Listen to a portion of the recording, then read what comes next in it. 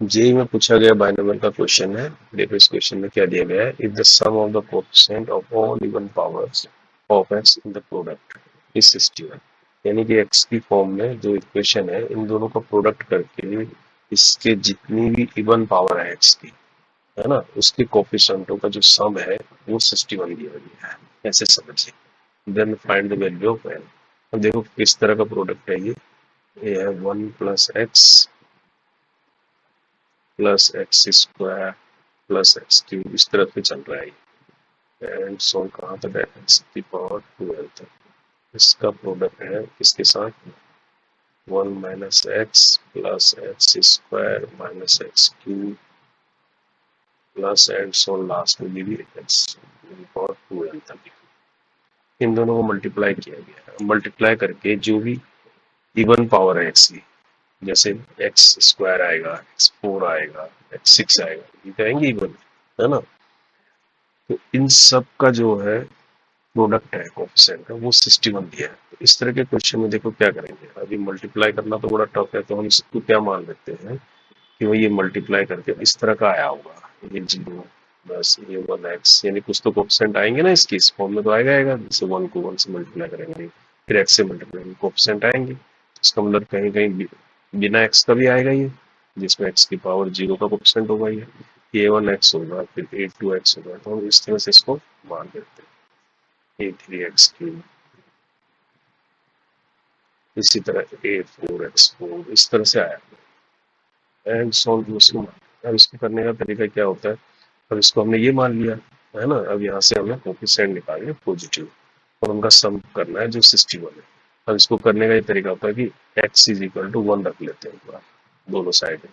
जब x is equal to 1 रखेंगे तो ये वाला देखो 1 प्लस 1 प्लस 1 कहाँ तक जाएगा, है ना, यानी यहाँ ये पावर 1 है, यहाँ से यहाँ तक तो 2n है ना, यहाँ से यहाँ तक क्या 2n है और इसमें 1 और ऐड कर दिया, यानी ये आएगा 2n प्लस 1।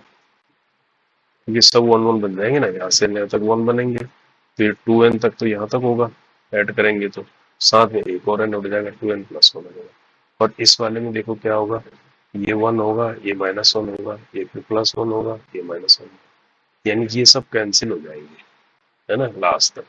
तो खाली इसमें क्या बचेगा, ये फर्स्ट वाला बचेगा 1, ये एक्स्ट्रा है ना, ये 1 बचेगा। तो ये इक्वल टू जब यहाँ पर रखेंगे तो ये a0 है ना plus a1 plus a2 a3 and so, इस तरह से बचेगा ये। अब एक बार इसमें x इक्वल टू क्या रखो, माइनस रखो इस इक्वेशन में। अब माइनस रखने से क्या होगा, देखो इसमें जितने भी ये वाले हैं ऑड वाले हैं ये माइनस बन जाएंगे ना, है ना, 1 ये माइनस 1 हो जाएगा, ये प्लस 1 हो जाएगा, ये माइनस 1 हो जाएगा। तो यानी कि ये सीरीज ऐसी बन जाएगी जैसी सेकंड वाली थी फर्स्ट वाली। तो इसका जो आएगा फर्स्ट टर्म क्या आएगा, 1 आएगा, है ना।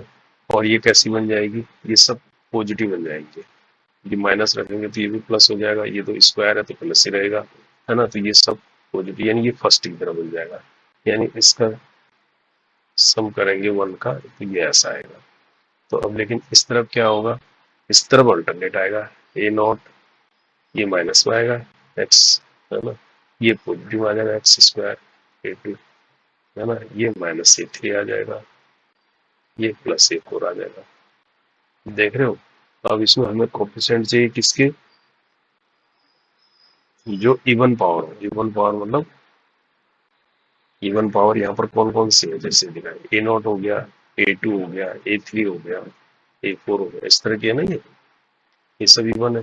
तो इन दोनों को हम क्या कर लेंगे, इक्वेशन 1 और 2 को क्या कर देंगे, ऐड कर देंगे, 1 प्लस 2 कर देंगे इक्वेशन में। तो ऐड करने से लेफ्ट साइड में क्या हो जाएगा, 2n प्लस 1 और 2n प्लस 1 है ये, तो ये कितना हो जाएगा 4n प्लस 2, इधर हो जाएगा 4n प्लस 2। और यहाँ क्या होगा, यहाँ देखो प्लस माइनस वाले कैंसिल हो जाएंगे, तो यहाँ बचेगा खाली 2 टाइम्स a0 बचेगा इसके अंदर, और सब इवन वाले बच जाएंगे, a2 प्लस a4 ये बच जाएगा, है ना। इसके बाद ये 6 आ जाएगा एंड सो इस तरह के बचेंगे। तो ये जो इवन का कोफिशिएंट ही तो है, ये कोफिशिएंट हमको कितना दिया है 61, 2 इंटू 61, ये है 4n प्लस 2, अब हमको यहाँ से n निकालना है, n निकालना है ना, तो 4n इज इक्वल टू हो जाएगा 2 इंटू 61 माइनस 2। इसमें 2 कॉमा ले लेंगे तो क्या आ जाएगा 61 माइनस 1 यानी 2 इंटू 60 आ जाएगा नहीं आ जाएगा। अब n इज इक्वल टू क्या आ जाएगा, n आ जाएगा हमारे पास n is equal to 2 into 60 upon 4 है ना, 2 टू जा 4, 2 3 जा 60 तो 30, तो n इज इक्वल टू 30 जो है इसका आंसर आ जाएगा। तो इस अप्रोच के साथ इस क्वेश्चन को करेंगे, ठीक है। होप आपको समझ में आ गया स्टेप्स। Thank you.